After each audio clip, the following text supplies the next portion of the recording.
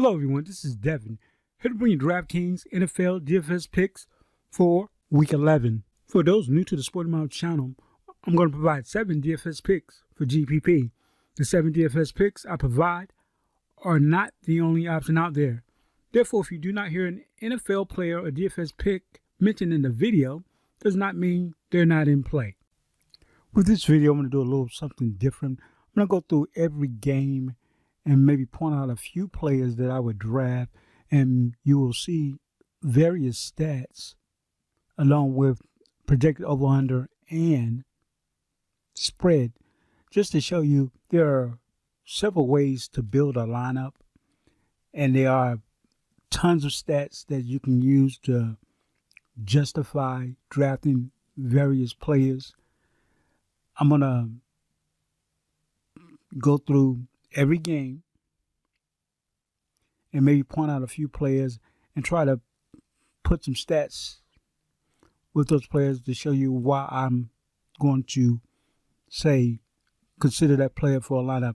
Not saying I'm going to play everybody that you see, but if I was drafting, say, for that particular game, the players that I will point out are ones that's more likely that I would play. But as I've always say, your choice. You have the final say in how you pick. These picks can go astray. It's just the nature of DFS and stuff of that nature.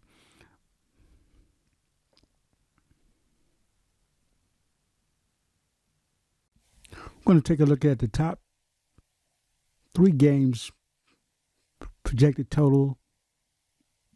First game we're looking at is the Cleveland Browns versus the Buffalo Bills, and they have a projected total of 50 points. Now we look at the game spread. According to the spread, Buffalo is projected to win the game by at least 8 points. And for those new to DFS,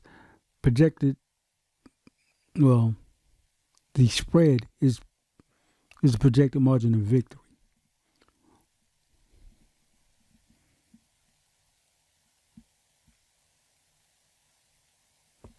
If I fail to mention, we'll be using the second column. And for this game, the Chicago Bears and the Atlanta Falcons, their projected total is 49 points. Now we look at the game spread.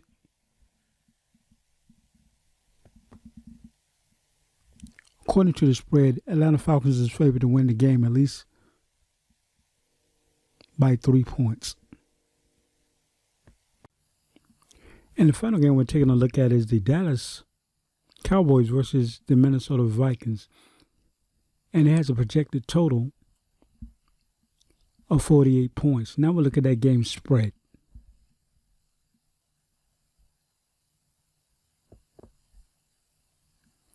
According to the spread, the Cowboys are favored to win the game at 1.5 points.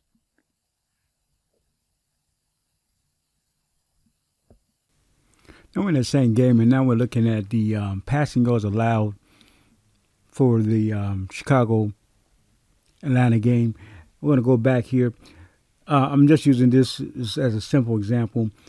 The yards allowed via passing. Again, you got the average of the league, so that's at the very minimum what a defense should be doing, stopping or to that effect. As you can see, Chicago is a little above average. So those perhaps wide receivers you might not want to gravitate to for the Falcons, since they are showing that they are decent against the pass for the season. Again, always when you're using stats, it's not one particular stat that's going to say justify. You want to do a lot of predictive stats. Should I say, like to say the simulations, what I think I mentioned earlier, because that's where a lot of projections come from. People sim certain scenarios for players, and see what number they're coming up with more than most times, and they'll use that as the what's expected that player would gain. And there, of course, there's other factors, but these are just some things that people utilize when creating a team. And again, it's always good to know what the league average is, so that way you understand that when you're looking at a stat, okay, just by looking at it, just coming to the page, looking at it, saying 280 or so for some, I mean, that doesn't mean it's good or bad. You should always have something to compare it to, and we're going to use, and in this case, it's going to be the league average. That's always a good factor to make a comparison. And as you can see, the Falcons shows they're not great at defending the pass, so possibly could get a receiver tight end like a can't think of the name now. One of the receivers for the Bears may want to get them in front of that type defense. If you think that's a game where there's going to be a lot of points scored, going to be a lot of yardage in this case, and all of these different, say like the touchdown percentage, they're right, the league average.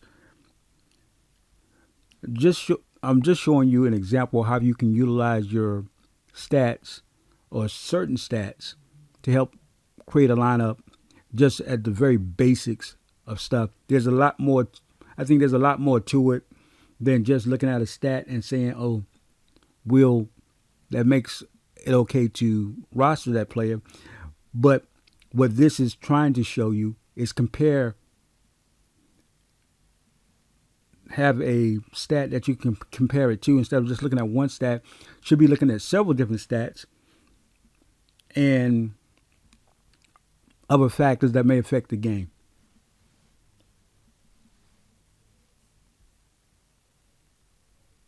Now, you're going to see the rest of the stats. I'm not going to sit there and explain each one. What I will do is go to the next segment of the video. I'm going to try to go through every game and pick a couple of players, just a few players. Not going to try to give deep detail or anything. And then I'm just going to give you the final roster, just like I have done in the past. The stat we're taking a look at is the rushing yards allowed for the Falcons versus the Bears. I have what they had. These stats, I got them from Pro Football Reference.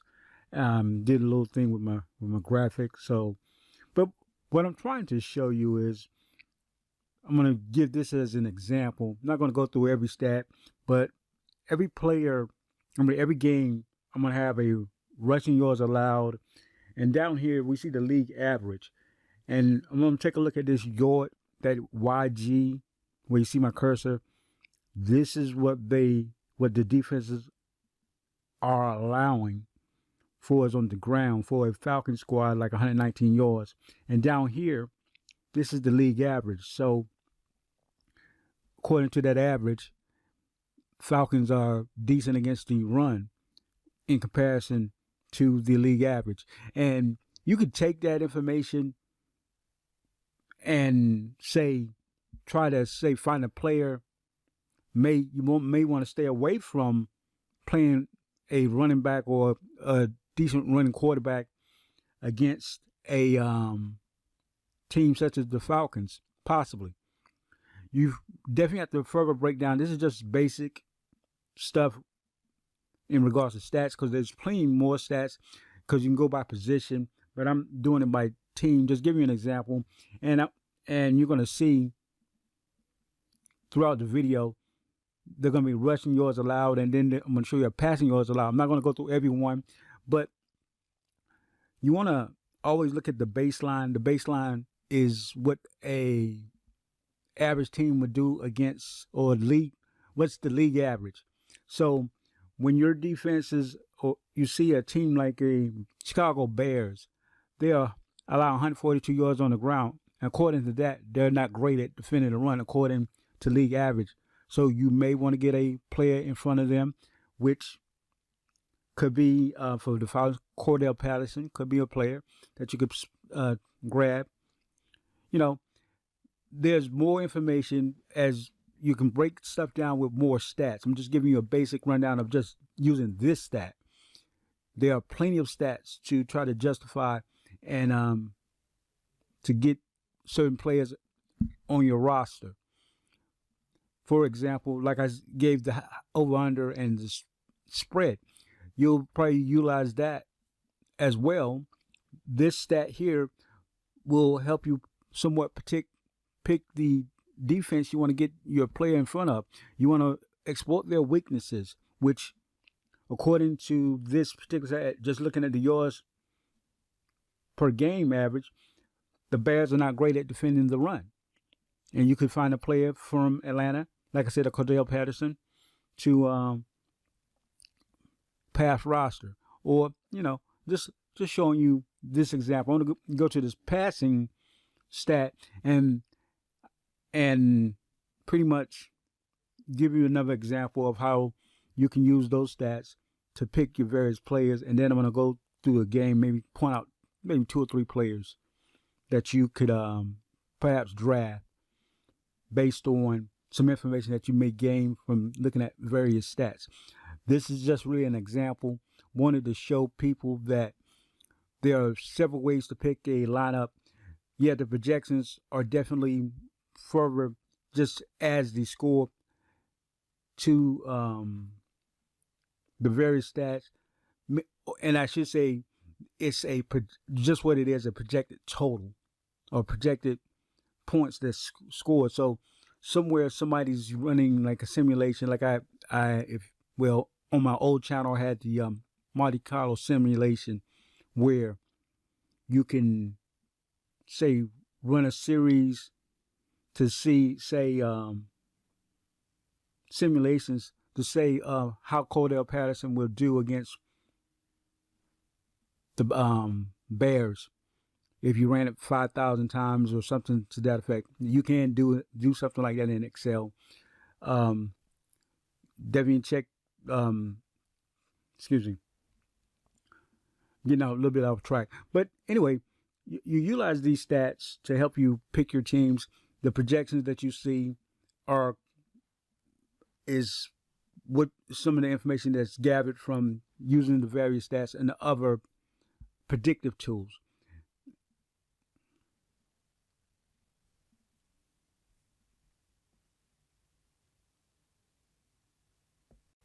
On the screen, you see a few players that I would grab from that Chicago-Atlanta game. Nothing that's shocking. Another good way to definitely select a player. See kind of quickly the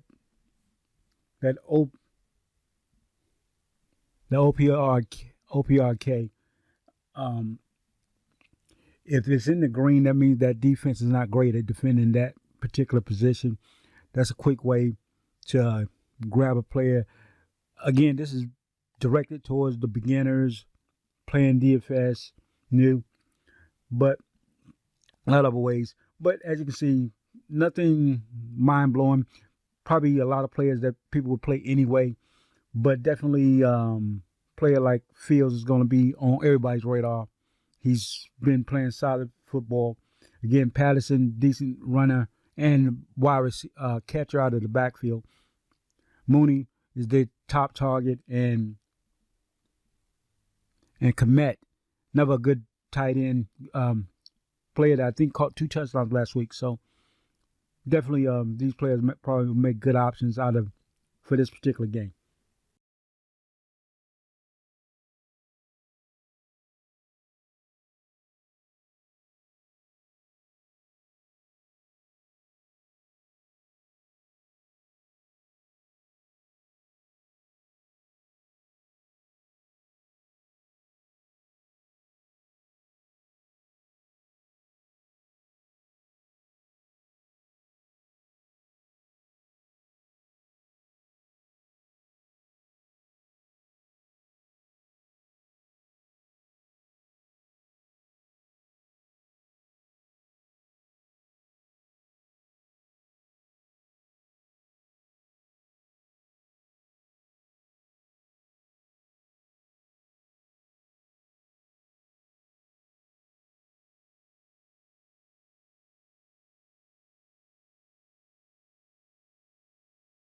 deep threat. So definitely going to make a okay option.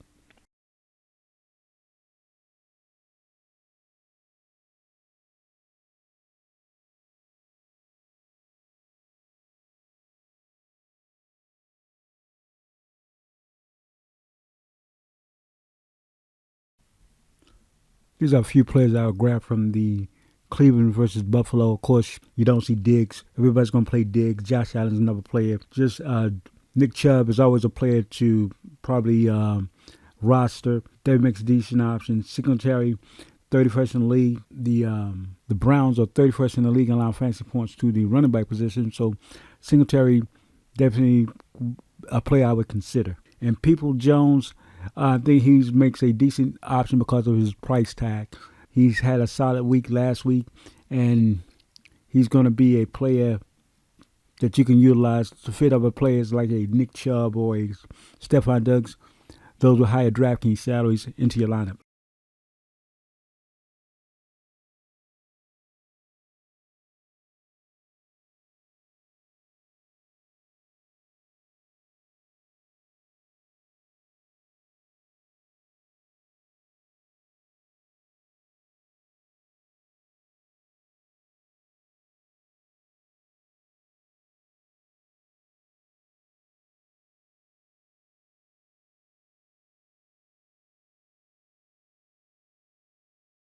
Houston Texans have their issues stopping the run, so you definitely would probably want to get a Commanders running back in front of their defense. Gibson is a player that he's been he had a solid week last week. Robinson, another back for the Commanders that you might consider. And on the other side of the football, you got Cooks for the wide receiver position. Just a couple of players out of this particular game. Now I'm going to move on to that Indianapolis.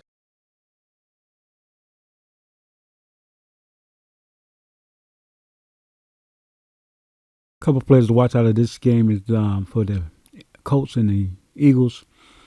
Sanders is has a decent matchup. I think the Colts are 20th in the league and allow fantasy points to the running back position. And Jonathan Taylor, I think he's going to eventually pick up. I know it's getting towards the end of the season. He hasn't had a really spectacular season, has been injured, but definitely against the Eagles, he has a chance to maybe help your lineups out. Of course, other players from this game, I'm going to just stick to these two. I'm going to move on to this next game, this New York Jets and the Patriots.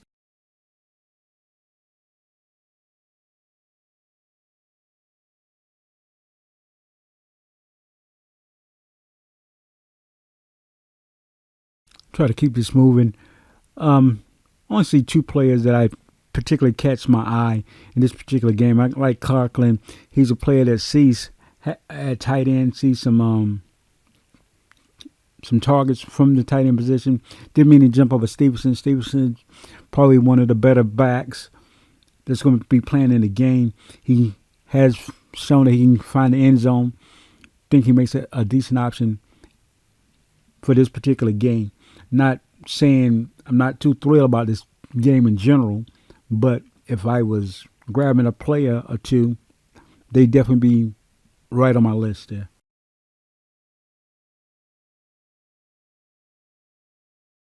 With this particular game, you're always going to have Kamara, who's a player that's good at receive out of the backfield and is capable runner. His volume is always going to make him an important component when you're picking your teams. Another way to look at this particular game, with Cooper Kupp out, one of the wide receivers for the Rams has got to step up. Could be Robinson. I think value play would be although he's not on my screen here. I can't pronounce his name. I'm thinking Shaunik. I'm not sure how to pronounce his name. If I mispronounce names, forgive me. But he's definitely more likely going to make a decent value play. But I went with Robinson. Robinson more likely has to step up. Von Jefferson is another player that should see a few more targets with Cooper Kupp out of the lineup. And didn't mean to drunk over Chris Olave. I'm not sure how to pronounce his name as well. but he's going to make a decent option as well. Rams are not great at defending the pass. Of course, they have Jalen Ramsey. He's the better defensive back in the league, but as a team,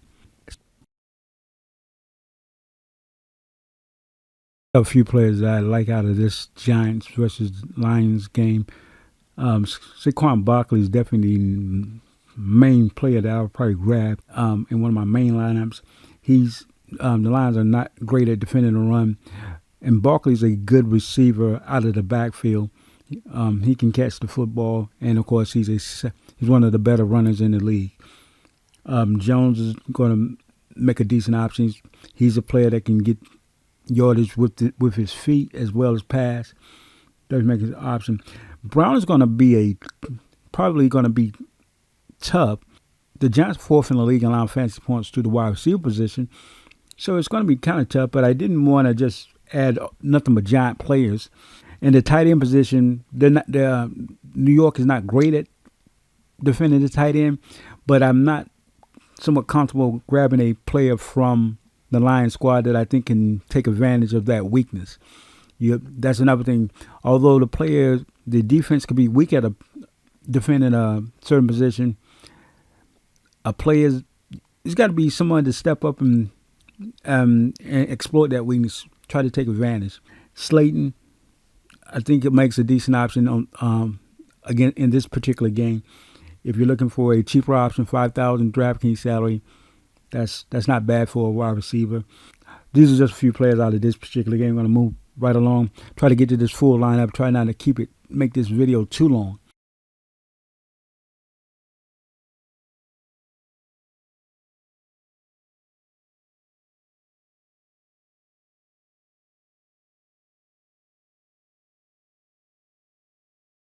As you can see, there's a few players that I would probably grab in this Raiders versus the Broncos. Of course, Russell Wilson, like him because Raiders are 30th in the league and allowing fantasy points to the quarterback position. I like Murray instead of Melvin Gordon. I save a little money or DraftKings salary if you chose the roster. Murray, I think he sees enough touches, so I think he makes a decent option. Sutton is the primary target for Russell Wilson. Adams more likely is going to have a tough, not per se, it's going to be somewhat a tough matchup. The Broncos are second in the league, allowing fantasy points to the wide receiver position. Adams is one of the better wide receivers, so I'm not going to somewhat say avoid him because of a matchup. He's that type of player. Of course, got to have good quarterback play to really excel. A wide receiver, quarterback connection. Carr, definitely okay quarterback. Adams, I definitely would consider. And the tight end, Dolce, I think it's pronounced Dolce, or Ducci. I'm sorry if I mispronounced that name. I think he makes a decent option. He's seen some targets in his last few weeks, and a $3,800 DraftKings salary. Not bad for a tight end. Not bad for a tight end.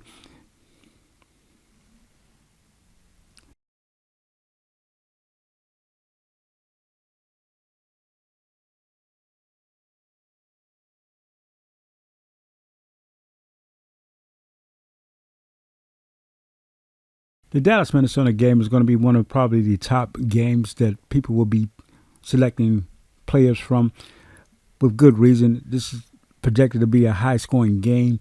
I think it was 48 points projected total. You got Dak Prescott, one of the good reason. This is projected to be a high-scoring game. I think it was 48 points projected total.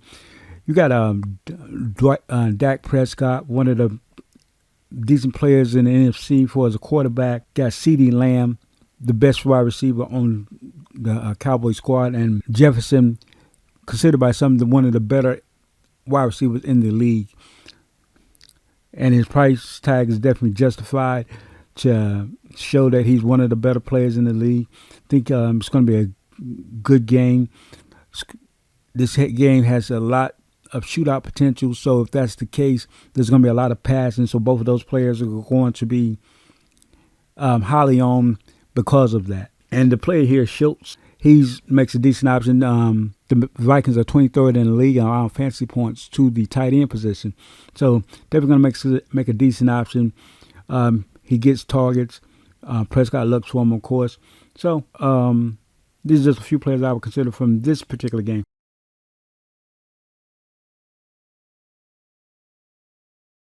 And the last game we're looking at is the Bengals versus the Pittsburgh Steelers. Definitely Joe Burrow is gonna make that a decent option. Although you don't see Boyd's gonna make a decent option. T. Higgins is just a player that I chose to spotlight. Higgins is one of the better receivers on the squad, so it definitely makes a decent option coming from this particular game. And I like the tight end for Pittsburgh. I think it's Fremont. If I mispronounce that name, forgive me. Like him, Cincinnati is not great at defending the tight end position. Now I'm going to give you my main lineup and stuff of that nature.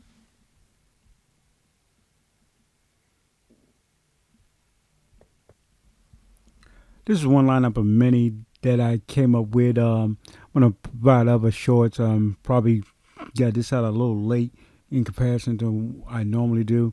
It was a little more detailed, more like I will put out a short video with a few lineups, and I actually put out a reel as well. For those following me on Instagram, they are a little different. But anyway, I'm not going to go through these various players. I think Drake, I'm gonna, because I did Prescott. Drake is a player that had a solid 2 weeks, in fact. So I think he makes a decent option against Carolina. Robinson, another player. He's going to probably split carries with Antonio Gibson for the Commanders. So that's always going to be a point to always look out. And so that means he may be limited in regards to how much he can score if both are splitting carries. And more likely they'll go with the more effective running back. And I talked about Jefferson and CeeDee Lamb. Peoples-Jones, another player, was going to make a good option, and Schultz, as I think I talked about him as well. So make sure you check out those shorts. For anyone looking to save time building their lineups, you might want to try Draft Dashboard. As you can see on the screen, you get a 30-day trial to play around with Draft Dashboard, see how you like it. Definitely a decent option if you're looking to save time and if you build a lot of various lineups. And if you're looking to utilize Draft Dashboard for your lineups, there will be a link in the video description for you to check it out. Take care.